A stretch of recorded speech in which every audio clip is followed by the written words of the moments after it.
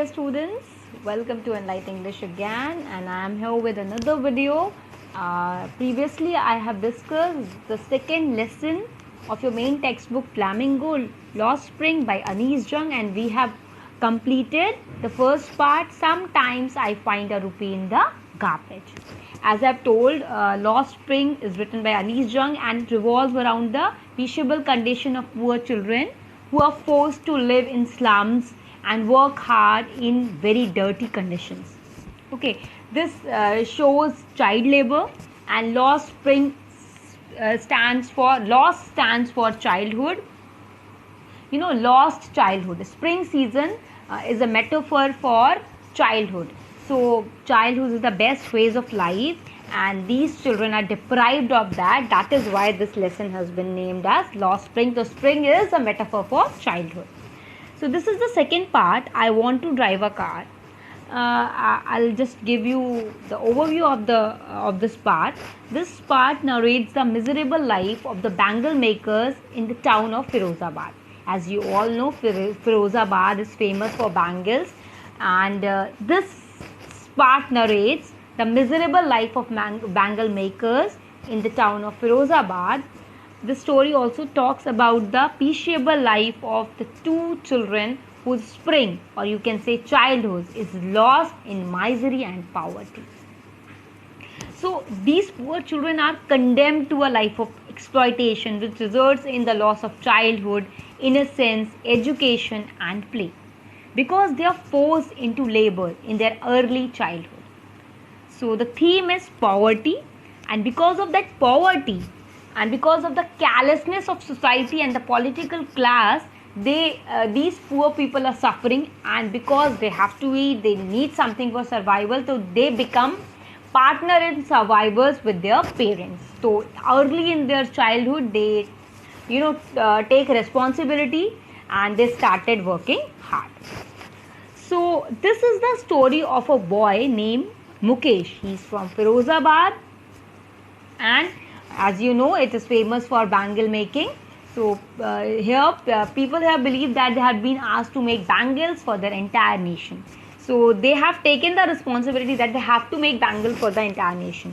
Though it is a very flourishing business, but because of callousness of the society, they are not able to live up to the mark, and they are deprived of education, childhood, innocence, all the things. So as we'll start the story, you'll come to know.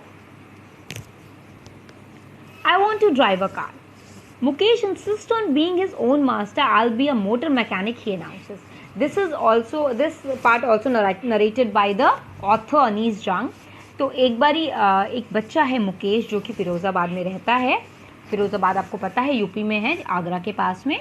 और जैसे कि फिरोज़ाबाद में चूड़ियों का बहुत बड़ा व्यापार होता है, वहाँ पे चूड़ियाँ बनती हैं, और हम हमेशा उस जगह को चूड़ियों बैंगल मेकिंग सिटी के नाम से जानते हैं. तो यहाँ पे जितने भी लोग हैं, मतलब 90% of people are involve in bangle making. और बैंगल मेकिंग एक बहुत ही, आप कह सकते हो, डेंजरस थिंग है, क्योंकि बैंगल बनाना डिफ़िकल्ट है.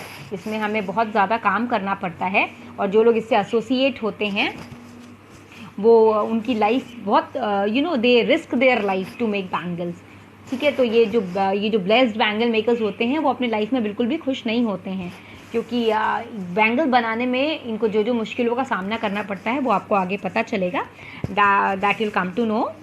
सो लेकिन छोटे छोटे बच्चे, small children are involve in this business, और वो पूरी लाइफ यही करते रहते हैं, और ऐसे करते करते बहुत बच्चों की आंखों की रोशनी चली जाती है. They become blind and they really suffer a lot because of this, but they have accepted their life. जैसे मैंने आपसे बताया, उन्होंने अपनी लाइफ को एक्सेप्ट कर लिया है. तो इसी में से एक बच्चा है मुकेश, जो अपने आप को क्या बनाना चाहता है. वो काम तो बैंगल बिजनेस में करता है, मगर वो अपना खुद का मास्टर बनना चाहता है. वो अनाउंस करता है कि वो एक मोटर मैकेनिक बनेगा. तो अनीस जंग उनसे पूछती हैं, तुम्हें कुछ पता है कार्स के बारे में? तो वो कहता है कि मैं चलाना सीख लूँगा, I will learn to drive a car. और ये कहते हुए बिल्कुल स्ट्रेट वो ऑथर की आंखों में देख रहा था. ऐसा लग रहा था कि जो उसकी ड्रीम्स है ना एकदम मिराज हैं, जो उसकी ड्रीम्स है ना, it's looms like a mirage amidst the dust of street that fill his town of Firozabad. तो मिरेज का मतलब होता है इमेजिनेशन, डिटर्मिनेशन, लूम्स का मतलब होता है अपीयर, ठीक है। एडमिस्ट का मतलब होता है in the middle of, and ये यहाँ पर ऑथर ये कह रही कि उसकी आंखों में वो जो चमक थी, वो ग्लिमर था, वो शाइन थी, मगर जो उसकी जो शाइन थी ना वो बहुत ही डिटर्मिनेशन के साथ बोल रहा था, एकदम मिराज के साथ बोल रहा था, और ऐसा लग रहा था कि एकदम आंखों में उसके जो एम्बिशन है एकदम अपीयर हुई है, तुरंत लूम हुई है। Looms like a mirage, like imagination appear straightforward, बहुत कॉन्फिडेंट था वो इस पार में। और ऐसी इमेजिनेशन करना इन द मिडल ऑफ, कहाँ पे, जो स्ट्रीट डस्ट से भरी हुई हैं, जो पूरी फिरोज़ाबाद को डस्ट से भरी हुई हैं, वो फिरोज़ाबाद जो कि किसके लिए फेमस है, बैंगल मेकिंग के लिए फेमस है। यहाँ ये इस बच्चे के लिए ऐसा सपना देखना एक इम्पॉसिबल चीज़ है, मगर यहाँ ये बताया गया है कि poor children also have dream. बच्चे सब बच्चे ही होते हैं, सबका एक ही नज़रिया होता है, भले ही इनका जो चाइल्डहुड है वो नॉर्मल नहीं है, they are not able to get all those facilities, all those things which a normal child is getting, but still इनके भी सपने हैं, ये कुछ करना चाहते हैं जो कि बहुत डिफ़िकल्ट हैं, नेक्स्ट टू इम्पॉसिबल हैं, but still they wanted to do. तो बहुत कॉन्फिडेंटली करता है मैं कार चलाना सीख लूँगा। और ये जो ऐसा बच्चा है जिसके पास कोई फैसिलिटी नहीं है, वो अपनी एम्बिशन कैसे पूरा करेगा, मगर फिर भी वो सपना देख रहा है। सो यहाँ पर ऑथर बताती है कि हर एक फैमिली, मतलब हर एक घर को छोड़कर जो फिरोज़ाबाद में जो फैमिलीज़ हैं वो किस में एंगेज्ड हैं, बैंगल मेकिंग में एंगेज्ड हैं। ये एक सेंटर है, किस चीज़ का सेंटर है, ग्लास ब्लोइंग इंडस्ट्री, जहाँ पे फैमिली जो हैं, ये फैमिलीज़ की जनरेशन्स यही काम करती हैं, फर्नेसेस के आगे पीछे वेल्डिंग ग्लास के साथ, और बैंगल्स बनाती हैं पूरी, आप कह सकते हो पूरी इंडिया की विमेंस के लिए, जहाँ पर हमारे कंट्री में बैंगल्स को आप कह सकते हो बहुत प्रॉस्पेरस माना जाता है, और after marriage it is a sign of that suhag you can say. तो इट्स वेरी ऑस्पिशियस, वो बहुत सैक्रेड है, बहुत पवित्र माना जाता है, और बैंगल हर औरत पहनती है। तो उन सब के लिए यहाँ की फैमिलीज़ की जनरेशन्स ने अपना, जो आप कहते हो ना, ये जनरेशन्स में मिला रहता है, और इन्होंने अपनी जनरेशन्स बिताई हैं बैंगल्स बनाने में। तो जो मुकेश की फैमिली है वो भी इसी में से एक है, और किसी को ये नहीं पता है कि ये इल्लीगल है, कि छोटे बच्चों से काम कराना ये इल्लीगल है, क्योंकि उनको कहाँ काम करना पड़ता है, हाई टेम्परेचर्स में काम करना पड़ता है, ग्लास फर्नेसेस के बीच में, भट्टियों के बीच में हाई टेम्परेचर में काम करना पड़ता है, इन डिंजी सेल्स। डिंजी सेल्स मतलब कह सकते हैं चारों तरफ से स्मॉल और छोटी सी जगह पे काम करना पड़ता है, जहाँ पर एयर नहीं होती है, लाइट नहीं होती है, और अगर लॉ जो है वो एनफोर्स हो जाए ना, तो ये सारे बच्चे, लगभग 20,000 बच्चे इस फर्नेसेस के बाहर आ जाएंगे, और जो अपने, आप कह सकते हो, स्लॉक करते हैं अपने डे लाइट, अपना पूरा टाइम जो है वो इसी में बिता देते हैं, उन बच्चों को इससे फुर्सत मिल जाएगी। मतलब जो हमारे आप कह सकते हो जो हमारे कंट्री का जो लॉ है, अगर वो इन्फोर्स हो जाए इस जगह पे, क्योंकि एनफोर्स नहीं होता, क्योंकि लॉ में ये है कि आप छोटे बच्चों से काम नहीं करा सकते, it is illegal, but still people are doing, still children are working very hard, they are they are doing forced child labour. तो ये करते हैं, और ये अगर ऐसा यहाँ पर किसी को पता चल गया, या अगर लॉ इन्फोर्स हो गया, तो 20,000 बच्चे इस काम को करने से बच जाएंगे, क्योंकि ये काम करते करते, क्योंकि अपने आप को भट्टियों में झोंकते झोंकते ये जो बच्चे हैं, इनकी आंखों की रोशनी तक चली जाती है। Mukesh eyes beam as he volunteers to take me home. तो Anees Jung was really empathetic towards all of these people and kind of scenario. तो वो बहुत जैसे पहले पार्ट में आपने देखा कि वो एक गार्बेज उठाने वाले से, जो वहाँ पे साहिब आलम था, उससे बहुत अटैच हो गई थी, और उन सारे बच्चों के बारे में उन्हें जानता। तो ये बहुत एक्सप्लोर करती थी, और इन्हें बहुत बड़ी ये तो एक छोटा सा एक्सर्प्ट है, इनकी काफ़ी मोटी बुक है, और जिसमें उन्होंने पूरी रिसर्च की है और उन सब बच्चों के बारे में लिखा है।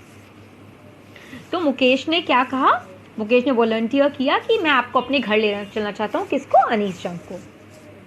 और बहुत प्राउडली उसने बताया कि अभी अभी हमारा मकान जो है वो रीबिल्ट हुआ है। Wait. Yes. We walked down striking lanes choked with garbage, past homes that remained hovels, crumbling walls, wobbly doors, no windows, crowded with family of humans and animals coexisting in a primeval state. So यहाँ पर वो जो मुकेश है वो author से कहता है आप मेरे घर चलिए, और अभी अभी नया हमारा जो घर है वो बना हुआ है, और बहुत प्राउडली वो इस चीज़ को कहता है। तो जैसे वो जाते हैं उन लेन्स की तरफ, वो अपने घर की तरफ ले जाता है, तो जब वो उस एरिया में जाती है तो वो जो एरिया कैसे होते हैं, स्टिंकिंग लेन्स, मतलब बहुत स्मेली लेन्स होती हैं, पूरी चोक्ड होती है, गार्बेज से भरी हुई होती हैं। वहाँ के जो घर होते हैं वो एकदम हॉवल्स होते हैं, कम मतलब ऐसा लगता है कि फूंक मारेंगे तो उड़ जाएंगे। क्रम्बलिंग वॉल्स होती हैं, मतलब हिल रही होती हैं। वॉबली डोर्स होती हैं, मतलब कोई मजबूती नहीं होती है, टूटी फूटे दरवाजे होते हैं। विंडोज़ नहीं होती हैं, बहुत क्राउडेड है वो एरिया। और वहाँ पे एक फैमिली के कई सारे लोग एक साथ रहते हैं, और वहाँ पे एनिमल्स भी रहते ही हैं। एनिमल्स, और ऐसा लगता है कि जो एनिमल्स हैं और ह्यूमंस हैं वो साथ ही में कोएग्जिस्ट कर रहे हैं, जैसे हमारे पहले के ज़माने में पुरातन टाइम पे ऐसे जब लोग रहते थे, बिल्कुल वैसा ही लग रहा है। वोबली मतलब होता है शेकी वॉल्स, मतलब हिलती हुई दरवाजे होते हैं।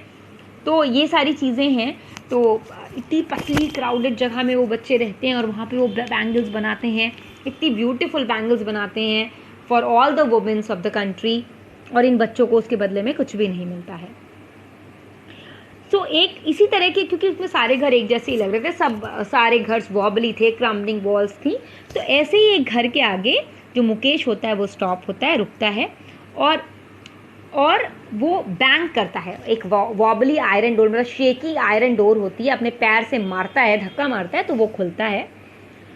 और हम कहाँ जाते हैं, मतलब ऑथर और मुकेश दोनों साथ में कहाँ जाते हैं, एक हाफ बिल्ट शैक में जाते हैं। हाफ बिल्ट शैक मतलब एक, आप कह सकते हो कि एक पूरी तरीके से ना बना हुआ टूटा फूटा एक घर। पहले पार्ट में in the one part of thatched with dead grass is a firewood stove which sits a large vessel seasoning spinach with leaves. On the ground in the large aluminium platters are more chopped vegetables. तो वो बताता है कि जैसे ही हम enter करते हैं तो एक पार्ट में क्या था, वहाँ पे थैच सूखी हुई घासें रखी हुई थी, और जिसका शायद ऑब्वियसली यूज़ होता है फायरवुड, स्टोव जलाने के लिए, चूल्हा जलाने के लिए उसका यूज़ होता होगा। और उसके ऊपर एक बड़ा सा वेसल रखा था जिसमें स्पिनिश लीव्स बनाई जा रही थी, और ग्राउंड पे एक बड़ा सा एल्यूमिनियम प्लेटर रखा हुआ था जिसमें वेजिटेबल्स काट करके रखी हुई थी। A frail young women, frail आप कह सकते हो वीक, पतली दुबली सी एक young women is cooking evening meal for the whole family. मतलब उस घर में जितने भी, आप जानते हैं कि हमारे इंडियन सोसाइटी में kitchen is always belongs to a women, भले ही विमेन भी काम कर रही हो और मेन भी काम कर रहे हो, but kitchen always belongs to the women. मैं ये जनरली कह रही हूँ, इट्स नॉट एक जनरल चीज़ को लेके कह रही हूँ, ऐसा नहीं। अब चीज़ें थोड़ी सी चेंज हुई हैं, बट स्टिल लार्ज अमाउंट में अगर हम बात करें तो अभी भी जो विमेन, जो किचन है वो विमेन्स को ही बिलोंग करता है। तो एक पतली दुबली सी वुमेन थी, फ्रेल विमेन, वो क्या करी थी, खाना बनाई थी पूरी फैमिली के लिए। उसकी आंखें जो हैं वो स्मोक से भरी हुई थी, क्योंकि वो जब चूल्हा जलाते हैं तो बहुत धुआं होता है, मगर फिर भी वो क्या कह रही थी, वो स्माइल कर रही थी।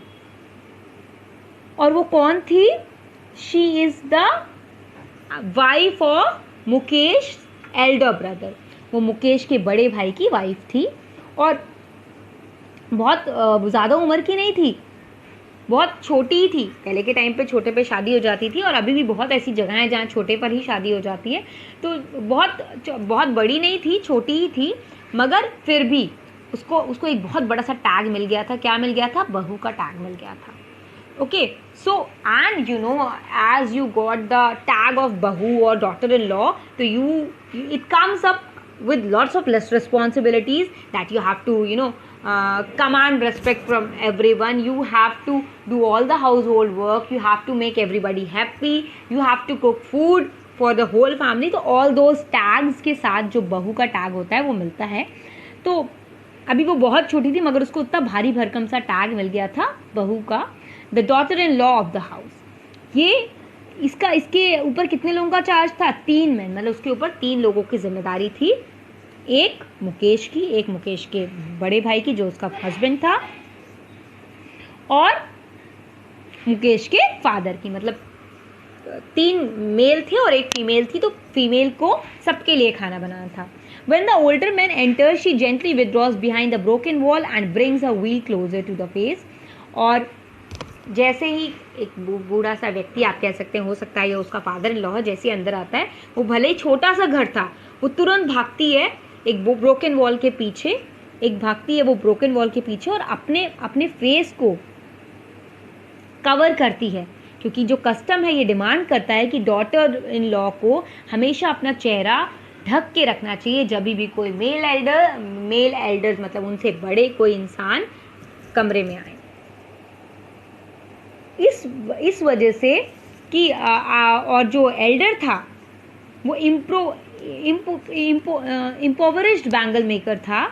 Despite long years of hard labor, first as tailor, then a bangle maker, he has failed to renovate a house, send his 2 sons to school. All he managed to do to teach them what he knows, the art of making bangles. तो मतलब ये बच्चों एक tradition था कि जैसे पुश्ते जो काम करें, जैसे बिजनेसमैन का बेटा बिजनेसमैन ही बनता है, तो ऐसे ये लोग फोर्स करते थे लोगों को कि जैसे अगर घर में ग्रैंडफादर ने ये काम किया है तो जो फादर है वो भी ये काम करेगा, उसका बच्चा है ये भी ये काम करेगा। जो एल्डर था, मतलब वो जो फादर इन लॉ था, वो एक बैंगल मेकर बना था, इच्छा से नहीं बना था, उसके ऊपर थोपा गया था। इम्पोवेरिश्ड बैंगल मेकर था। तो बहुत ज़्यादा हार्ड लेबर के बाद पहले उसने टेलर के रूप में काम किया, उसके बाद से वो बैंगल मेकर बना, लेकिन इतने सालों से काम करने के बाद भी he was not able to renovate his house, और अपने 2 बच्चों को स्कूल तक नहीं भेज पाया। बस क्या चीज़ मैनेज कर पाया वो अपने बच्चों को एक ही चीज़ सिखा पाया, the art of making bangles. क्या सिखा पाया? Art of making bangles. अब आगे वो बोलता है कि ये हमारा कर्म है, ये हमारी डेस्टिनी है। ये कौन कहता है? मुकेश की जो ग्रैंड मदर होती है वो ऑथर से कहती है ये हमारा कर्म है, that is our destiny, because we have to do this, we don't have any other work to do, we don't know anything, we only know how to make bangles, so we are making it and we are हमारे regular basis के survival के लिए हम ये करते हैं। तो ये मुकेश की ग्रैंड मदर कहती हैं जिन्होंने अपने हस्बैंड को अंधा होते देखा है, ब्लाइंड होते देखा है, किससे? डस्ट से पॉलिश करते हो। ग्लास बैंगल को जब पॉलिश किया जाता है तो वो बहुत खतरनाक, उससे आपकी आंखों की रोशनी भी जा सकती है। तो वो कहती है कि हमारे भगवान ने का दिया हुआ जो आप कह सकते हो ना एक जो लीनियज है, क्या कभी वो ब्रोक होगी? क्या कभी वो जो एक पावर्टी है या एक किसी जो हमारी जो प्रोगेनी है, लीनियज मतलब होता है प्रोगेनी, मतलब जो पुश्तों से हमको मिला है, गॉड गिवन, इसको कभी कोई ब्रोक करेगा? मतलब अगर हम बैंगल बनाते हैं और हमारे बच्चे बैंगल बनाते हैं तो ज़रूरी है क्या कि उनके बच्चे भी बैंगल मेकिंग में ही जाए? इट्स नॉट इम्पॉर्टेंट, बट क्या ये कभी ब्रोक होगा? वो ऐसे बोलती है। फिर वो बताती है कि born in the caste of bangle makers they have seen nothing but bangles. क्योंकि वो इस बैंगल मेकर जब से वो पैदा हुए उन्होंने सिर्फ बैंगल्स ही देखी हैं अपने आसपास, और उन्होंने और कुछ भी नहीं देखा है। हर जगह, हाउस में, यार्ड में, हर एक घर में, हर एक यार्ड में, हर एक स्ट्रीट में फिरोज़ाबाद की स्पायरल्स ऑफ बैंगल, अलग अलग तरह की bangle, gold, green, royal blue, pink, purple, every colour born out of 7 colours of the rainbow. तो यहाँ पर ये एक बहुत इंपॉर्टेंट लाइन भी और बहुत आप कह सकते हो बहुत इंपॉर्टेंट एक चीज़ें भी बता रही है कि जो लोग कलरफुल बैंगल्स बना रहे हैं, जिसको पहन के हमको बहुत अच्छा लगता है, हम अपने हर चीज़ का सेट बनाते हैं एंड बैंगल्स बहुत ब्यूटीफुल लगती हैं देखने में, मगर उन बैंगल्स को बनने में कितना हार्ड वर्क लगता है, ये कितना रिस्की काम होता है। तो यहाँ पे बताया गया है जो लोग इतनी कलरफुल बैंगल्स बनाते हैं उनकी लाइफ में खुद ही कलर्स नहीं है। तो वो बताते हैं ये अलग अलग कलर्स की बैंगल्स जो होती हैं वो कहाँ पड़ी रहती हैं? एक मोल्ड्स में, अनकेप्ट यार्ड्स, और एक गाड़ी होती है जहाँ पर वो रखी रहती हैं, और उसके बाद जब ये बन जाती है तो ये कहाँ जाती है? Pushed by a young man along narrow lanes of the shanty town. और ये लोग ठेले पे ले जाके जब ये बन जाती है तो ठेले में ले जाकर इनको बेचते हैं। And in dark hutments next to lines of flames, flickering oil lamps, sit boys and girls with their fathers and mother, welding pieces of colored glass into circle of bangles. और एक डार्क हट मीन्स में जहाँ पे कोई रोशनी नहीं होती है, हल्की फुल्की फ्लेम्स होती हैं, ऑल लैम्प्स जलते हैं, वहाँ पर छोटे छोटे बच्चे बैठते हैं अपने फादर्स और मदर के साथ और कलर ग्लासफुल बैंगल्स के जो पीसेस हैं उनको वेल्ड करते हैं और उनकी जो आंखें हैं ना वो एडजस्ट हो गई हैं डार्कनेस से, क्योंकि जब हम किसी चीज़ को बहुत टाइम तक करते हैं तो हम यूज टू हो जाते हैं। तो ये बच्चे यूज टू हो गए, इनके लिए कोई बहुत बड़ी बात नहीं है। अभी मैं आप में से कुछ ही बच्चों को कह दूँ जो एक नॉर्मल मिडिल क्लास फैमिली को बिलोंग करते हैं, वो एक दिन जाके बैंगल जहाँ पे बनती है वहाँ बैठ नहीं पाएंगे, इतनी गर्मी होगी, वहाँ लाइट नहीं होगी, एयर नहीं होगी, but they have been kind of adjusted with all those things. So that is why they often end up losing their eyesight before they become adults. So मतलब बड़े, क्योंकि रेगुलर बेसिस पे वो वहीं पे काम करते हैं और बच्चे इतने चाहे जितना केयरफुल होकर काम करें बट थोड़ी बहुत ऐसी गलतियां हो जाती हैं जिससे बड़े होते होते ज़्यादातर लोगों की जो आंखें होती हैं वो चली जाती हैं. अब एक और लड़की की बात हो रही है. Savita, a young girl in drab pink dress sits alongside to an elderly woman soldering pieces of glass. तो यहाँ पर एक बच्ची की बात हो रही है, सविता, जो एक यंग गर्ल है जिसने एक ड्राप पिंक मतलब एक पिंक कलर का बदला हुआ रूप कह सकते हैं, एक फेडेड पिंक कलर की ड्रेस पहनी हुई है और किसके साथ बैठी है, एक एल्डरली वुमेन के पास बैठी है, एक उससे बड़ी वुमेन के पास बैठी है और क्या कर रही है, ग्लास के पीसेस को सोल्डर कर रही है, मतलब जोड़ रही है और उसके हैंड एकदम मैकेनिकली मूव कर रहे हैं जैसे मशीन हो, बिकॉज इतने टाइम से वो इस काम को कर रही है तो she is perfect in that particular work. और ऑथर बहुत वंडर करती है कि कैसे इसे पता है, अगर इसे पता चल जाए कि सैंक्टिटी ऑफ बैंगल्स क्या है. She helps make it symbolise Indian women suhag auspiciousness in her marriage. It will dawn on her suddenly one day when her head is draped with red veil, her hands dyed red with henna and red bangles roll into her waist. She will become then a bride. तो कहती है कि वो जितनी beautifully ये bangles बना रही है, मशीन की तरह उसके हाथ काम कर रहे हैं, तो ऑथर बहुत वंडर करती है कि इसको तो पता भी नहीं है इस बच्ची को कि बैंगल्स की प्योरिटी क्या है, बैंगल्स क्या एकजुटता देती है, क्या इसको क्या रिप्रेजेंट करती है. उसे ये भी नहीं पता है कि जो इंडियन बैंगल्स हैं वो क्या प्रेजेंट करती हैं, वो वुमेन का सुहाग प्रेजेंट करती हैं और बहुत ऑस्पिशियस मानी जाती हैं मैरिज में चूड़ियों का पहनना बहुत ऑस्पिशियस होता है. और इसे ये तभी पता चलेगा, एक ही दिन पता चलेगा जब उसकी शादी हो जाएगी, वो भी लाल जोड़े में होगी और उसके हाथों में हिना मतलब मेहंदी लगी होगी और रेड बैंगल्स उसकी रिस्ट पे होंगी, कलाइयों पे होंगी और वो एक दुल्हन बन जाएगी, तभी उसको इसकी वैल्यू पता चलेगी. जिस तरह एक ओल्ड वुमेन जो है जो उसके बगल में बैठी हुई है वो बनी होगी पहले, क्योंकि उसे पता है she still has bangles on her wrist but no light in her eyes. मतलब आप सोच सकते हो कि जो इतनी ऑस्पिशियस चीज़ें बनाने वाले लोगों के साथ क्या हो रहा है, जो इतना डेंजरस बिजनेस करते हैं, इतना छोटे बच्चे जो हैं वो वहाँ पर जाते हैं, अपनी आई साइट खो देते हैं, उनको तो पता भी नहीं है कि इस बैंगल की वैल्यू क्या है. और यही बताया गया, सविता के बगल में जो एक एल्डर वुमेन बैठी हुई थी, ओल्डर वुमेन बैठी हुई थी, उसकी हाथों में अभी भी चूड़ियाँ थी मगर आंखों पे रोशनी नहीं थी. That is the irony of their life. तो यहाँ पे ये लिखा हुआ, एक तो वक्त शेर भर खाना भी नहीं खाया. वो बूढ़ी औरत कहती है कि हमने आज तक अपनी लाइफ में दोनों टाइम पेट भर के खाना कभी नहीं खाया. तो you can understand what kind of miserable life they are living and they are habitual.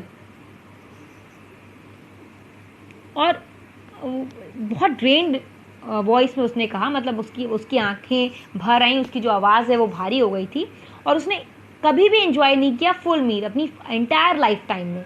मतलब यहाँ तो हम लोग इतना खाना फेंक देते हैं, बहुत लोग खाना फेंकते भी हैं, बट इस औरत ने, इस लेडी ने ये बताती है कि मैंने अपनी पूरी लाइफ में, एंटायर लाइफ में कभी पूरा पेट भर के दोनों टाइम या एक टाइम खाना नहीं खाया.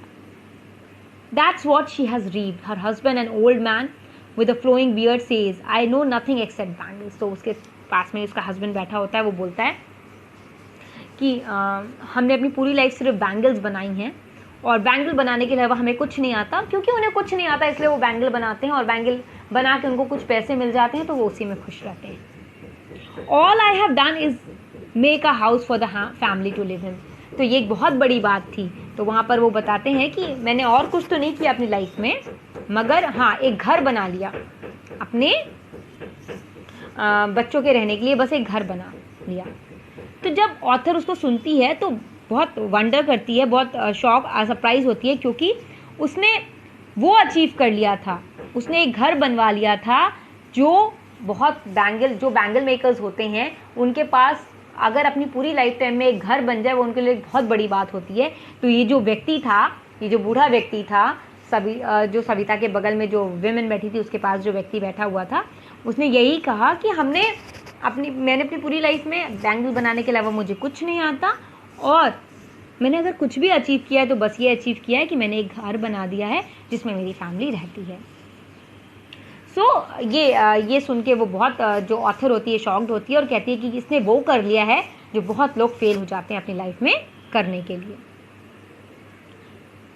और the cry of not having money to do anything except carry on the business of making bangles, not even enough to eat, rings in every home. The young man echo the lament of their elders. Little has moved with the time. It seems in Firozabad, years of mind numbing toil have killed all the initiative and ability to dream. Because of this, क्योंकि उनका रोना क्या है कि उनके पास पैसे नहीं है और बैंगल बनाने के अलावा कुछ नहीं कर सकते वो। उनके पास खाने के लिए नहीं है, उनके पास रहने के लिए नहीं है, मगर उनके हर घर में बैंगल्स हैं। ये हर एक का रोना है, हर घर का रोना है। और जो छोटे बच्चे हैं वो टाइम के साथ इसके साथ एडजस्ट कर सकते हैं। तो ऐसा लगता है कि फिरोज़ाबाद में ना इतने साल हो गए कि इस टॉयल ने, मतलब इस रिंग ने, इस गोल चक्कर ने, इस बैंगल ने, बैंगल गोल होती है तो इस गोल बैंगल ने, स्पाइरल बैंगल ने क्या बर्बाद कर दिया है, बच्चों को का इनिशिएटिव लेने का, या कह सकते हैं एबिलिटी टू ड्रीम को डिस्ट्रॉय कर दिया है। They are not able to see a dream. So फिर ऑथर कहती है आप लोग क्यों नहीं ऑर्गेनाइज करते हैं अपने आप को, कोऑपरेटिव में जाइए और अपने साथ लोगों को मिलाइए और जाके आवाज़ उठाइए, क्योंकि ये एक बहुत फ्लरिशिंग बिजनेस है। आपको एक्सप्लॉइट किया जा रहा है, बनाते आप लोग हैं, बट आप जानते हो बच्चों, आप भी जानते हो कि बैंगल्स की कीमत बहुत ज़्यादा होती है अगर आप यहाँ पे खरीदिए। तो ऐसा नहीं है कि बैंगल बहुत सस्ती मिलती है। बैंगल मेकिंग एक बहुत फ्लरिशिंग बिजनेस है। प्रॉब्लम ये है कि ये जो लोग हैं ये ट्रैप्ड हो गए हैं इसमें, इनको कुछ जानकारी नहीं है क्योंकि मिडिल मैन है इनके बीच में, और इस वजह से एक विशियस सर्कल में फंस गए हैं। तो जो मिडिल मैन है उन्होंने उनके फादर और 4 फादर्स को ट्रैप कर दिया है।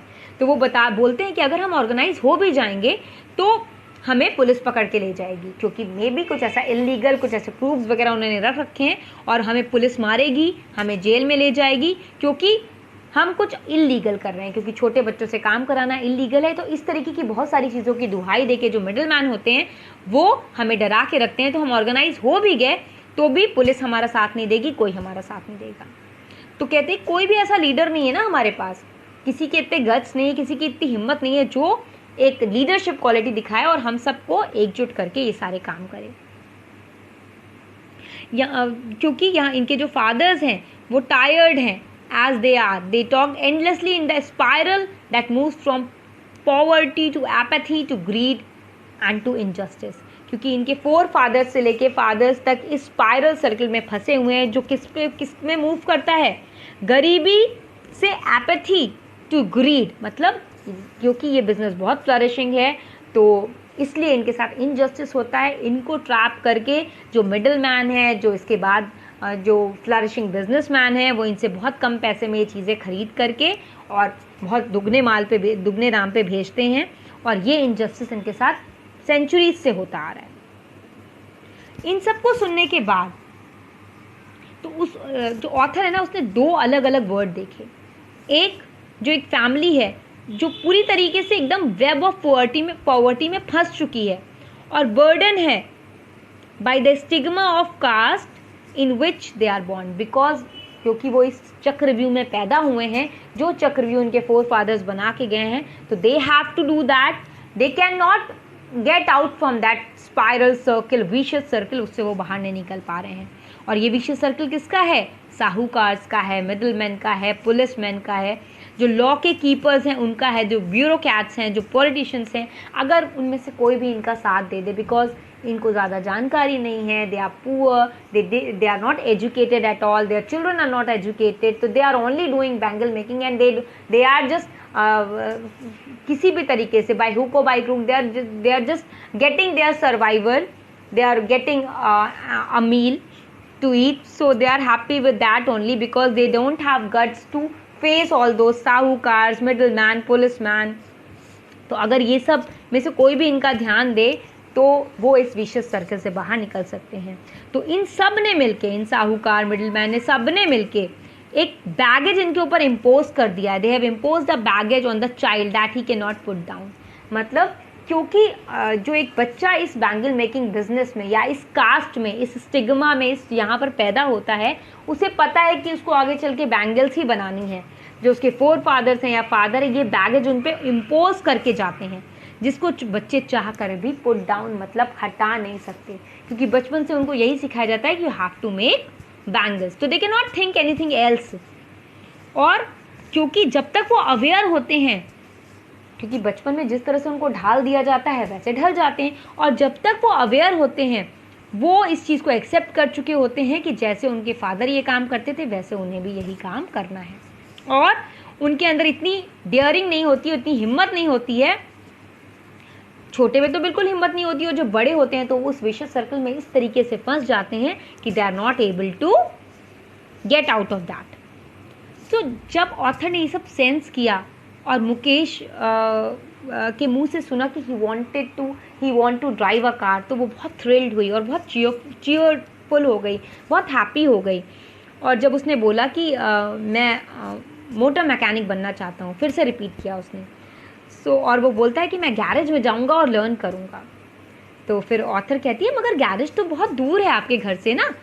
तो उसने बोला कोई बात नहीं, मैं चल के चला जाऊँगा, मैं कैसे भी जाऊँगा। मगर तो फिर ऑथर पूछती है क्या तुम्हारा सपना प्लेन उड़ाने का भी है? तो वो एकदम से चुपचाप हो जाता है। तो वो कहता है नहीं, नीचे ग्राउंड को देख के घूरते हुए कहता है नहीं मैं प्लेन नहीं उड़ाना चाहता। क्योंकि जहाँ पर वो रहता है उस स्मॉल मतलब एक एम्बैरसमेंट लगा, क्योंकि उसको शायद पता ही नहीं था कि प्लेन होता क्या है। तो वो थोड़ा सा एम्बैरस हो गया और अंदर ही अंदर कुछ मर्मरिंग कर रहा था कि उसने और इसके ये रिग्रेट में अभी तक चेंज नहीं हुआ, क्योंकि उसने वो चीज़ें देखी ही नहीं। और वो सिर्फ कंटेंटेड था, बहुत ही डिटर्मिन था कारों के लिए सपने देखने में और कारों को चलाने में। क्योंकि उसने शायद अपने इस टाउन में, अपने इस क्राउडेड टाउन में उसने स्ट्रीट्स पे केवल गाड़ियाँ देखी हैं, 4 व्हीलर्स देखी हैं, जिसको उसने लोगों को चलाते हुए देखा होगा। And that is why he has, हम सपने वही देखते हैं ना जो हम जानते हैं। हमने जो जो चीज़ों के बारे में जानकारी होती है सपने हम वही देखते हैं, उससे आगे हम सपने नहीं देखते हैं। तो यहाँ पर यही बोला गया है कि सपने हम वही देखते हैं जिनके बारे में हम जानते हैं। तो शायद उसने कभी प्लेन्स देखी नहीं होंगी, और उसकी उस फिरोज़ाबाद की पतली पतली गलियों में कभी सेल्डम कोई एरोप्लेन आ जाता होगा, तो उसने कभी ऐसा देखा नहीं, तो इसलिए उसको कार चलाना अच्छा लगता है। तो ये जो पैथेटिक सिचुएशन ऑथर ने डिस्क्राइब की, जिससे जो ऑडियंस हैं, जो रीडर्स हैं, उन्हें पता चले कि if we always feel that we are blessed whatever we are getting, कि बहुत से ऐसे बच्चे हैं जो एक नॉर्मल एजुकेशन से डिप्राइव्ड हैं, जो फिर भी they are happy because they have accepted their life, जैसी उनकी लाइफ है उन्होंने एक्सेप्ट कर लिया है। और इस विशियस सर्कल से बाहर निकलने की उनको बहुत ज़रूरत है, जिसमें उनको सबके साथ की ज़रूरत है। तो ये एक बहुत ही पैथेटिक स्टोरी थी। There were 2 parts. First part was Sahib Alam, second part of Mukesh, and एक बैंगल मेकिंग के ऊपर था और दूसरा आपका रैक पिकर्स के ऊपर था। और I hope now you understood this lesson, Lost Spring by Anish Jung. If you have any doubt, drop your comments, like, share, subscribe. Thank you so much. Wait for my next video.